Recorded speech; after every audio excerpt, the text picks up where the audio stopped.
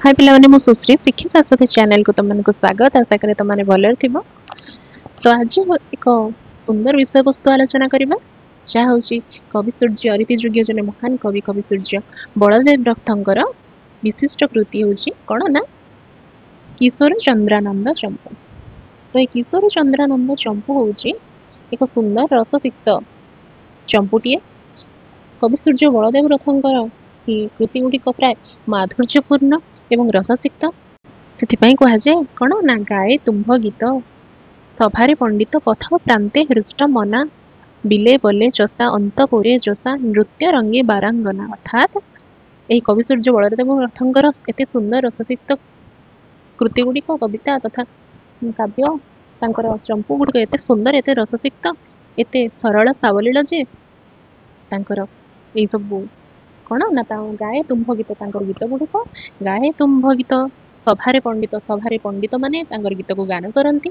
ପଥ ପ୍ରାନ୍ତେ ହୃଷ୍ଟ ମନା ପଥ ପ୍ରାନ୍ତେ ହୃଷ୍ଟ ମନା ଅର୍ଥାତ୍ ପଥରେ ଯିଏ କିଏ ନା ଜଣେ ବାଟୋଇ ଯେତେବେଳେ କ୍ଲାନ୍ତରେ ପଥ ରାସ୍ତାରେ ଚାଲିଥାଏ ବାଟୋଇଟେ ବହୁତ ବାଟ ଅତିକ୍ରମ କଲାବେଳେ ଯେତେବେଳେ କ୍ଳାନ୍ତ ହୋଇଯାଇଥାଏ ସେ କଣ କରେ ମନକୁ ବାହୁଲିବା ପାଇଁ ମନକୁ ଭୁଲାଇ ଦେବା ପାଇଁ ନିଜର କ୍ଳାନ୍ତକୁ ଭୁଲାଇ ଦେବା ପାଇଁ କଣ କରେ ସେ ନା ତମ୍ଭ ଗୀତ ଗାଏ। ପଥ ପ୍ରାନ୍ତେ ହୃଷ୍ଟ ମନା ବିଲେ ବୋଲେ ଚଷା ଅନ୍ତଃପୁରେ ଯୋଷା ବିଲେ ବୋଲେ ଅର୍ଥାତ୍ ବିଲରେ ଚଷା ଚାଷ କଲାବେଳେ ବିଲରେ ଚାଷୀ ମଧ୍ୟ ତୁମର ଗୀତ ଗାଏ। ଅନ୍ତପୁରେ ଯୋଷା ଅନ୍ତପୁରରେ କଣ ନା କୁଳବଧୂ ମାନେ ତୁମର ଗୀତ ଗାଆନ୍ତି। ବିଲେ ବୋଲେ ଚଷା ଅନ୍ତପୁରେ ଯୋଷା ନୃତ୍ୟ ରଙ୍ଗେ ବାରାଙ୍ଗନା ନୃତ୍ୟପୁରରେ କରେ ଯେତେବେଳେ ବାରାଙ୍ଗନା ଅର୍ଥାତ୍ ଯୋଉ ଯିଏ ସେ ଯାହାକୁ କୁହାଯାଏ ସିଏ କଣ କରେ ଯେତେବେଳେ ନୃତ୍ୟ କରେ ତମ୍ଭର ତମ ଗୀତରେ ତାଳ ଦେଇକି ସେ ନୃତ୍ୟରେ ନାଚେ। ତ ସୁନ୍ଦର ଭାବରେ କବି ସୂର୍ଯ୍ୟ ବଳଦେବ ରଥଙ୍କର ଏଇ ଚମ୍ପୁଟି ମଧ୍ୟ ସୁନ୍ଦର ସରଳ ସାବଲୀଳ ହୋଇଛି। ଏଇ ଚମ୍ପୁଟିର ନାଁ କାହିଁକି କିଶୋର ଚନ୍ଦ୍ରାନନ୍ଦ ଚମ୍ପୁ ହେଇଛି? ଆମେ ଜାଣିଛୁ ଚମ୍ପୁର ଅର୍ଥ କଣ ନା କ ଠାରୁ କ୍ଷୟ ବର୍ଣ୍ଣ ଅନୁକ୍ରମରେ ପ୍ରତ୍ୟେକ ଅକ୍ଷରକୁ ଆରମ୍ଭ କରିକି ଏଇଥିରେ ପଦ୍ୟ ଲେଖାଯାଇଛି। କ ରେ ଗୋଟେ ଆମେ ଆରମ୍ଭ କରିବା କିଶୋର ଚନ୍ଦ୍ରାନନ୍ଦ ଚମ୍ପୁ। ଏଥିରେ କ ରେ ଆମେ ଗୋଟେ ଛାନ୍ଦ ପଢିବୁ, ଗୋଟେ ପ୍ରଥମ କ ରେ ପ୍ରଥମ ଛନ୍ଦ ପଢିବୁ, ଦ୍ୱିତୀୟ ଖ ରେ ପଢିବୁ, ତୃତୀୟ ଗ ରେ ପଢିବୁ, କ ରେ ସମ୍ପୂର୍ଣ୍ଣ କବିତାଟି, ପୁଣି ଗ ରେ ଖ ରେ ପୁଣି ଗ ରେ ଏମିତି ସମ୍ପୂର୍ଣ୍ଣ ଚମ୍ପୁଟି ଲେଖାଯାଇଛି। ତ ଚମ୍ପୁ ହଉଛି କ ଠାରୁ କ୍ଷୟ ବର୍ଣ୍ଣ କ ଖ ଗ ଘ ଛ ଛ ଏମିତି କ୍ଷୟ ପର୍ଯ୍ୟନ୍ତ ଯେତେଟା ଅକ୍ଷର ଅଛି ସବୁ ଅକ୍ଷରରେ ଲେଖା ହୋଇଛି। ତ ସେଥିପାଇଁ ଏଇଟା ହଉଛି କଣ ଚମ୍ପୁ, ଏକ ଚମ୍ପୁ କୁହାଯାଏ। ତ କିଶୋର ଚନ୍ଦ୍ରାନନ୍ଦ ଚମ୍ପୁ କାହିଁକି ବୋଲେ ମାନେ ନାଁ ହେଲା ନା କିଶୋର ଚନ୍ଦ୍ରାନନ୍ଦ ଅର୍ଥାତ୍ କିଶୋର ଚନ୍ଦ୍ର କିଏ ସମସ୍ତ କିଶୋର ମାନଙ୍କ ମଧ୍ୟରେ ଯେ ଚନ୍ଦ୍ର ଯେ ସମସ୍ତ କିଶୋର ମାନଙ୍କ ଭିତରେ ଶ୍ରେଷ୍ଠ ସେ କିଶୋର ଚନ୍ଦ୍ରାନନ୍ଦ କିଏ ନା ସେ କିଶୋର ଚନ୍ଦ୍ର ହେଉଛନ୍ତି କୃଷ୍ଣ। ପିଲାମାନେ ସମସ୍ତ କିଶୋର ମାନଙ୍କ ଭିତରେ ଯେ ଶ୍ରେଷ୍ଠ ସେ ଆଉ କିଏ ହେଇପାରେ? ସେ ହେଉଛନ୍ତି କୃଷ୍ଣ। ତ ସେ କିଶୋର ଚନ୍ଦ୍ରଙ୍କୁ ଯିଏ ଆନନ୍ଦ ପ୍ରଦାନ କରେ କିଶୋର ଚନ୍ଦ୍ରଙ୍କୁ ବା କୃଷ୍ଣଙ୍କୁ ଆନନ୍ଦ ପ୍ରଦାନ କରୁଥିଲା ଭଳି ଚମ୍ପୁ ଏଥିରେ ଲେଖାଯାଇଛି। ଯୋଉ ଚମ୍ପୁ କୃଷ୍ଣଙ୍କୁ ମଧ୍ୟ ଆନନ୍ଦ ପ୍ରଦାନ କରିବ, ସେଥିପାଇଁ ଏହାର ନାଁ ହେଉଛି କିଶୋର ଚନ୍ଦ୍ରାନନ୍ଦ ଚମ୍ପୁ। ବୁଝିଗଲା? ତ ଆରମ୍ଭ କରିବା ଆମେ କିଶୋର ଚନ୍ଦ୍ରାନନ୍ଦର କ ଚମ୍ପୁଟି।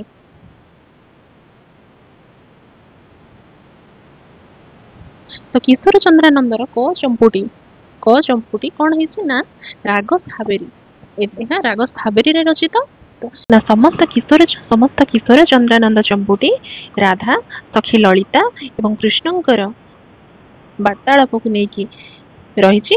ତ ଯେତେବେଳେ କୃଷ୍ଣଙ୍କୁ ରାଧା ଦେଖୁଛନ୍ତି ଏକୁଟିଆ ଯମୁନାପୁରରେ ଦେଖୁଛନ୍ତି, ତାଙ୍କର କୃଷ୍ଣଙ୍କୁ ଦେଖିକି ଯାହା ଅନୁଭୂତି ହୋଇଛି, ସେ କୃଷ୍ଣଙ୍କୁ ଦେଖିକି ଯୋଉ ପ୍ରକାର ପ୍ରେମ ପ୍ରଣୟ ତଥା କାମ ଜଳରେ ଜର୍ଜରିତ ହୋଇଛନ୍ତି ତାହା ସବୁକୁ ବର୍ଣ୍ଣନା କରିଛନ୍ତି ଏବଂ ତାଙ୍କର ପ୍ରେମକୁ ଲଳିତା ସଖୀ ଦୂତି ରୂପରେ କୃଷ୍ଣଙ୍କ ପାଖରେ ପହଞ୍ଚାଇଛି ଏବଂ ରାଧାଙ୍କ ପାଖରେ ପହଞ୍ଚାଇଛି।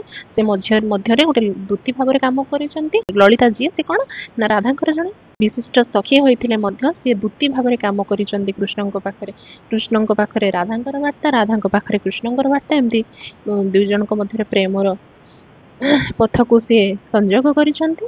ତ ଏଇଭଳି ଭାବରେ ତିନି ଜଣଙ୍କ ମଧ୍ୟରେ ମୁଖ୍ୟ ଏଥିରେ କୃଷ୍ଣ ଆଉ ରାଧା ହୋଇଥିଲେ ମଧ୍ୟ କିନ୍ତୁ ଏଠାରେ ପୂଜ୍ୟ ରହିଛନ୍ତି କିଏ ନା ସଖୀ ଲଳିତା। ସିଏ ହେଉଛନ୍ତି ମୁଖ୍ୟ, ତାଙ୍କରି ମାଧ୍ୟମରେ ରାଧାକୃଷ୍ଣଙ୍କ ପ୍ରେମ ଚାଲିଛି। ଯେହେତୁ ରାଧାକୃଷ୍ଣ ହୁଏତ ମୁଖ୍ୟ ହୋଇପାରନ୍ତି କିନ୍ତୁ ସର୍ବଶ୍ରେଷ୍ଠ ମୁଖ୍ୟ ଏଠାରେ ଲଳିତା, କାହିଁକି ନା ସେ କୃଷ୍ଣ ଓ ରାଧାଙ୍କର ପ୍ରେମକୁ ଗତିଶୀଳ କରାଉଛନ୍ତି ମଝିରେ ରହିକି। ତ ଚାଲ ଆମେ କ ଚମ୍ପୁକୁ ପାଠ କରି ଏହାର ଅବଶିଷ୍ଟାଂଶ ବୁଝିବା। କି ହେଲା ରେ କହି ତ ନୁହଁଇ ଭାରତୀରେ କାଲିଜା ଦୂରରୁ ଦେଖି କଳନା କଲା ମୋ ଆଖି କଳା ଇନ୍ଦି ପରେ ଆରତିରେ। ବା ସୁନ୍ଦର ପଦଟିଏ। କି ହେଲାରେ କହି ତ ନୁହେଁ ଭାରତୀ। ରାଧା ଆସିକି କଣ କରୁଛନ୍ତି? ସଖୀ ଲଳିତା ପାଖରେ କହୁଛନ୍ତି, ଆରେ ଲଳିତା କି ହେଲାରେ କହି ତ ନୁହେଁ ଭାରତୀ। ଆରେ ଲଳିତା କଣ ହେଲା ଜାଣିଛୁ? ମୁଁ କଣ ତତେ କହିବି? କହି ତ ନୁହେଁ ଭାରତୀ ଅର୍ଥାତ୍ ମୁଁ କଥାରେ କହିପାରିବିନି। ଭାରତୀ ଅର୍ଥାତ୍ କଥା। ମୁଁ ତତେ କଥାରେ ସବୁ କହିପାରିବିନି। କି ହେଲା? ଆରେ ସଖୀ ଲଳିତା ତମେ ଜାଣିଛ କଣ ହେଲା ଜାଣିଛ? ମୁଁ ତମକୁ କଥାରେ ତାହା ବର୍ଣ୍ଣନା କରିପାରିବିନି। କାଲି ଯା ଦୂରରୁ ଦେଖି କଳନା କଲା ମୋ ଆଖି। କାଲି ଦୂରରୁ ଯାହା ଦେଖିକି ସଖୀ ଲଳିତା କହୁଛନ୍ତି, ଆରେ ସଖୀ ଲଳିତା କାଲି ଯାହା ହେଲା ନା ମୁଁ ତମକୁ କଥାରେ କହିପାରିବିନି। କଣ ହେଲା ଜାଣିଛ? କାଲି ଯାହା ଦୂରରୁ ଦେଖି ରାଧା କହୁଛନ୍ତି, କାଲି ମୁଁ ଦୂରରୁ କଣ ଦେଖିଲି ଜାଣିଛ? କଳନା କଲା ମୋ ଆଖି। କାଲି ଦୂରରୁ ମୁଁ ଯାହା ଦେଖିଲି ନା ତାହା ମୋ ଆଖିର କଳ୍ପନା ମୁଁ କରିପାରିଲିନି। ମୁଁ ଏମିତି ଜିନିଷ ଦେଖିଲି କାଲି, ହେ ଲଳିତା କାଲି ମୁଁ ଏମିତି ଜିନିଷ ଦେଖିଲି ନା ମୋ ଆଖିରେ ମୁଁ କଳ୍ପନା କରିପାରିବିନି। କାଲି ଯା ଦୂରରୁ ଦେଖି କଳନା କଲା ମୋ ଆଖି କଳା ଇନ୍ଦିବର ଆରତିରେ। କଳା ଇନ୍ଦିବ ଅର୍ଥାତ୍ ପଦ୍ମ। କଳାର ରଙ୍ଗର ପଦ୍ମ ବା ଶ୍ୟାମଳ ରଙ୍ଗର ପଦ୍ମ ବା ନୀଳବର୍ଣ୍ଣ ବି କୁହାଯାଇ ପାରିବ।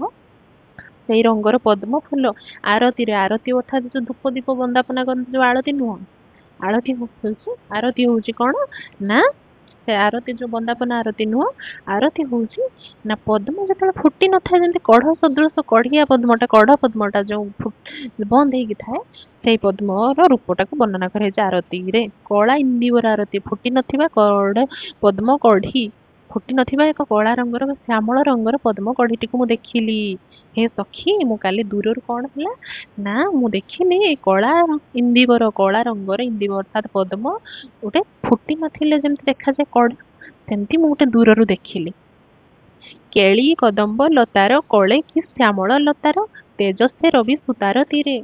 କେଳି କଦମ୍ବ ଲତା ଅର୍ଥାତ୍ କଦମ୍ବ ବନରେ, କେଳି କଦମ୍ବ ଲତା କୂଳରେ ଶ୍ୟାମଳ ତାର ଲତା ମାନଙ୍କ ଗହଳରେ କଦମ୍ବ ବନରେ କଣ ନା ତେଜସ୍ୱେ ରବି ସୁତାର ତୀରେ। ସେ ରବି ସୂତା ଅର୍ଥାତ୍ ରବି ମାନେ ସୂର୍ଯ୍ୟ, ସୂର୍ଯ୍ୟଙ୍କର ସୂତା ଅର୍ଥାତ୍ ସୂର୍ଯ୍ୟଙ୍କର ଝିଅ କିଏ? ଯମୁନା।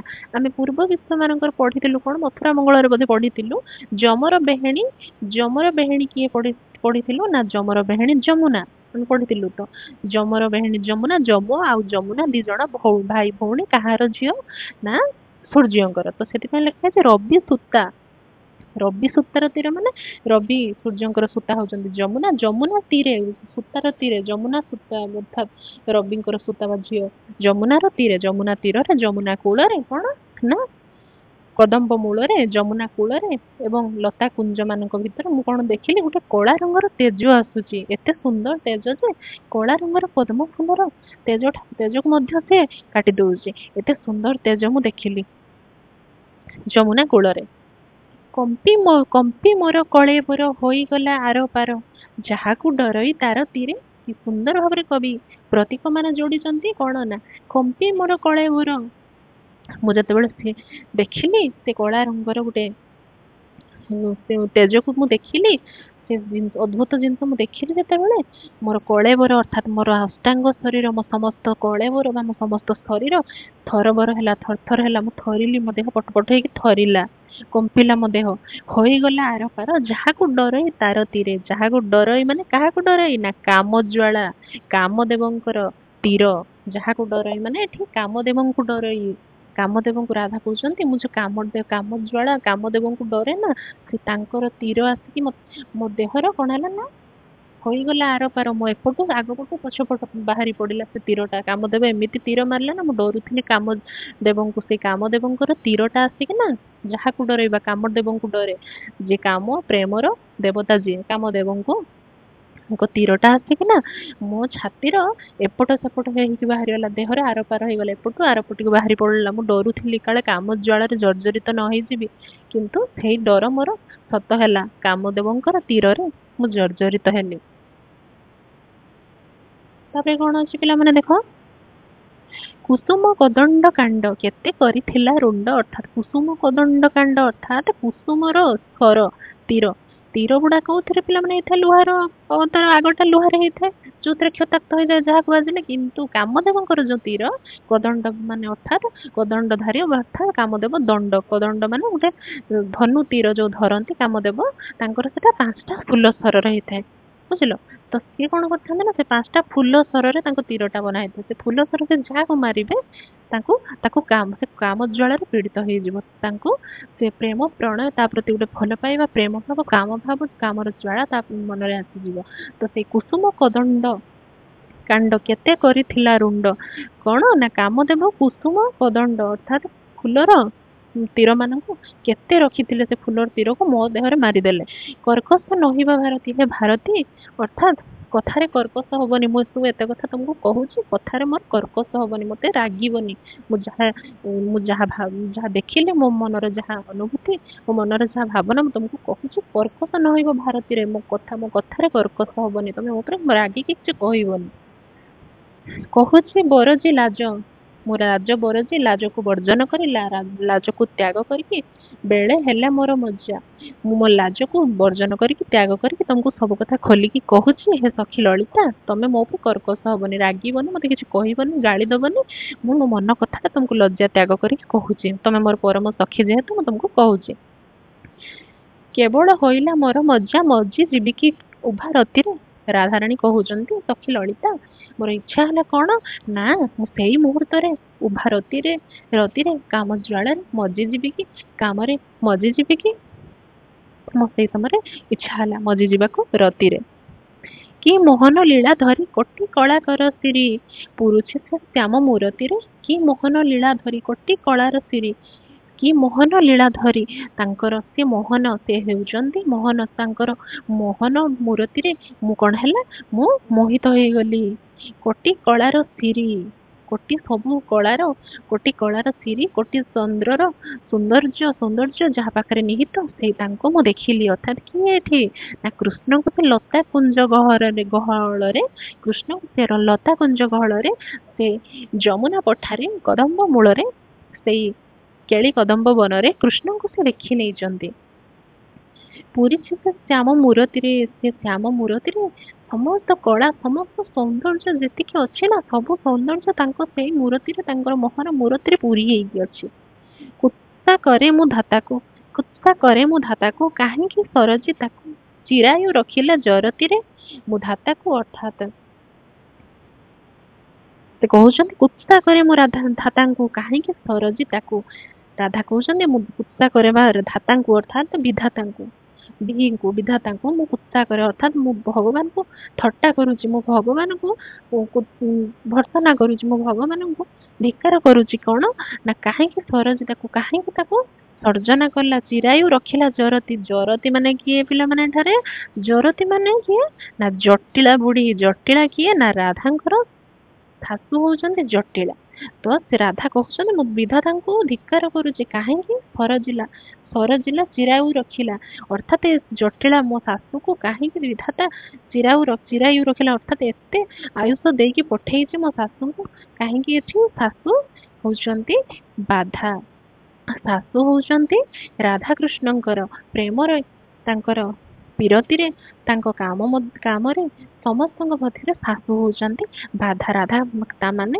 राधा कहउचंती मते उभा रति रे मजी जीवाक इच्छा होतिला मते कृष्ण को संगरे प्रेम रे प्रणय रे रत होबा को इच्छा होतिला किंतु ए विधि ए बिहि ए विधाता ए भगवान काहे कि मो शाशु एते आयुष देकी पठेइचंती जे सी बंचिचंती बोली मुई कृष्ण को संगरे कौन प्रेम प्रणय माति पारु नाही तांको सह रति करि पारु नाही से रागुचंती राधा कहउचंती कि काहे कि विधाता मो शाशु को जटिला को कौन ना कौन चिराउ रखिला जरती अर्थात कि जटिला को काहे कि चिरायु रखिला अर्थात एते आयुष देकी बंची रखिछि काहे कि ये सुंदर कथाटी निहाती नीति बहिर्भुक्त नीति रे कि कौन का शाशु को कहे कि एते आयुष नहीं काहे आसीछु कहे कि ना किंतु राधाराणी एथे काम रे एते ज्वाला रे एते पूरी ही जाइचंती से कौन कहउचंती आ निजे जानि पारु नांती तो सेति पय एम्ति कहउचंती से कि नीति की जाति सेल की कुल बरतर फल राधा रानी कहउचंती कि नीति जाति नीति कौन मु जानेनी किछि मो मन रे खाली कौन काम ज्वाला होछि मो मन रे खाली प्रेम आसुछि मो मन रे खाली प्रेम प्रणय काम ज्वाला मु संपूर्ण रूप रे कौन ना मिलई पड़ी तेणु तांकु ना किछि नीति जाति କି ନୀତି କି ଜାତି କୂଳ, ମତେ କିଛି ଆଉ ଜାତି କୂଳ ନୀତି ଧର୍ମ ମତେ ଆଉ ଦେଖାଯାଉ ନାହିଁ। ଠଉରି ପାରିଲା ମୋ ମୋତି ମୋ ମୁଣ୍ଡରେ କିଛି ଆଉ ଜାତି କୂଳ ନୀତି ଏସବୁ ମୋ ମୁଣ୍ଡ ଠଉରୁନି। ମୋର ଆଉ କିଛି ସେଗୁଡା ଲକ୍ଷ୍ୟ ପଡୁନି। ମୋର କେବଳ ଇଚ୍ଛା ଉଭା ରତିରେ ମଜିଯିବା ପାଇଁ କୃଷ୍ଣଙ୍କ ସାଙ୍ଗରେ।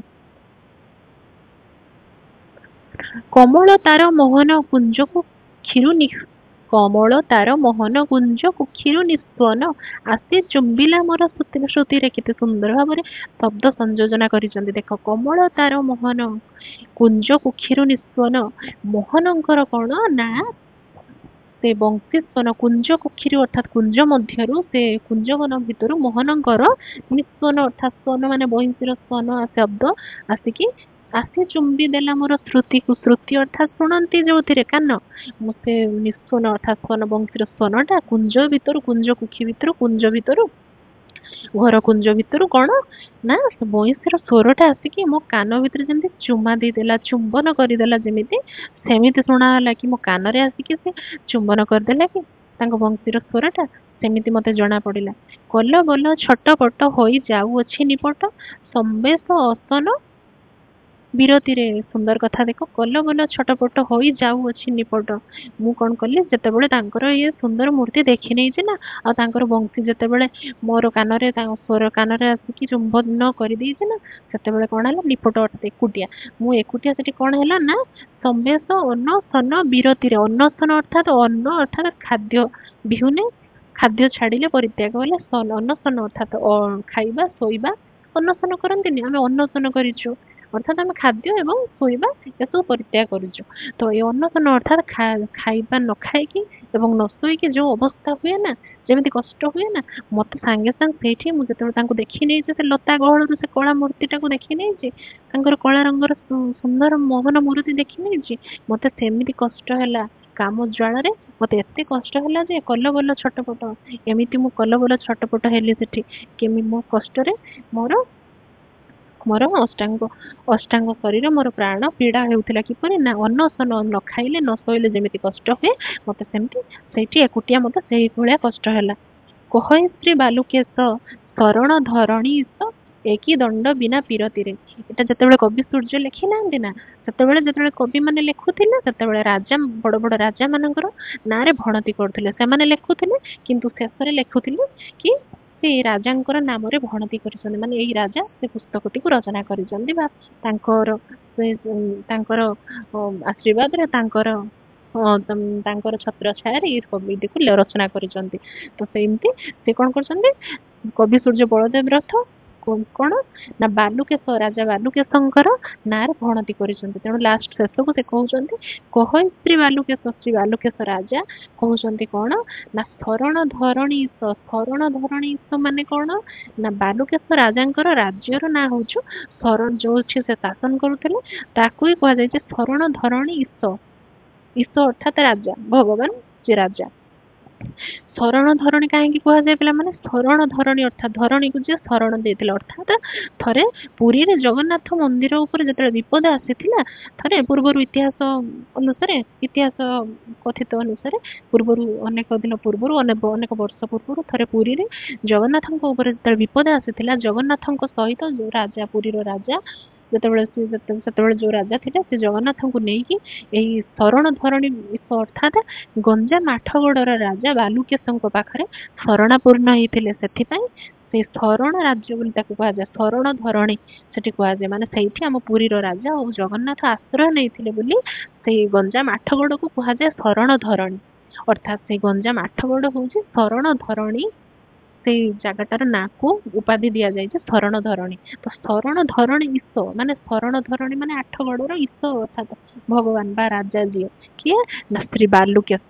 ତ କହଇ ଶ୍ରୀ ବାଲୁକେଶ ଶରଣ ଧରଣୀ ଈଶ ଏକି ଦଣ୍ଡ ବିନା ପିରତିରେ। ରାଜା କହୁଛନ୍ତି ଇଏ ବିନା ପିରତିରେ, ଇଏ କି ଦଣ୍ଡ, ଅର୍ଥାତ୍ କୃଷ୍ଣ ଓ ରାଧାଙ୍କ ମଧ୍ୟରେ ବର୍ତ୍ତମାନ କୌଣସି ପ୍ରେମ ହେଇନାହିଁ, ଇଏ ମଧ୍ୟ ତାଙ୍କୁ ଦେଖି ନାହାନ୍ତି, ରାଧା ମଧ୍ୟ ତାଙ୍କୁ ଦେଖି ନାହାନ୍ତି। ଲତା କୁଞ୍ଜରେ ତାଙ୍କର ଅଧା ଉଜ୍ଜଳ ମୂର୍ତ୍ତିଟାକୁ ଦୂରରୁ ଦେଖିକି ଏତେ ପ୍ରେମ, ଏତେ କାମ ଭାବନା, ଇଏ କି ବିରତି, ଇଏ କି ଦଣ୍ଡ ପିରତିର, ଏ ପ୍ରେମର କି ଦଣ୍ଡ।